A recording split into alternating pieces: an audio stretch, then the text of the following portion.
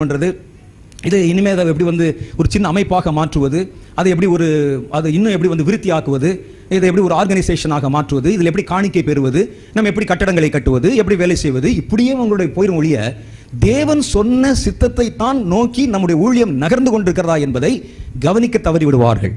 ஆகவே ரொம்ப கவனமாக இருக்கணும். நீங்க சின்ன ஊழியக்காரனா முதல்ல இந்த ஊழியத்தில் படியெடுத்து நீங்கள் அடியெடுத்து வைக்கும் பொழுது, படியேற ஆரம்பித்த பொழுது என்ன ஒரு பயம் நடுக்கம் இருந்ததோ அது கடைசி வரைக்கும் உங்ககிட்ட இருக்கணும். ஏனென்றால் ஊழியம் செய்வது பெருசு இல்லை. ஊழியம் யார் வேண்டுமானாலும் செய்யலாம். பேச தெரிந்தவன், பேச தெரியாதவன், ஏதோ 2 வசனம் பேச தெரிஞ்சவன் கூட ஊழியம் செய்யலாம். ஒரு 10 பேரை 10,000 பேரை கூட்டுவது சுலபம். அதை பார்த்து ஏமாந்து போயிடாத. ஊழியம் செய்கிறவர்கள் பரலோக ராஜ்யத்தை சொந்தரிக்க மாட்டார்கள். ஆனால் தேவனுடைய சித்தத்தை செய்கிறவர்கள் தான் கர்த்தருடைய ராஜ்யத்தை சொந்தரிப்பாங்க. தேவனுடைய சித்தத்தின்படி அந்த ஊழியத்தை நிறைவேற்றினா நம்ம போவோம். கூட்டம் கொடுக்கிறது என்பதற்காக அது தேவன் அங்கீகரித்து தேவன் அனுப்புகிற கூட்டம் என்பது கூட நீங்க அது மாதிரிலாம் அர்த்தம் எடுத்து விட முடியாது. ஆனால் ரொம்ப கவனமாக இந்த காரியத்தை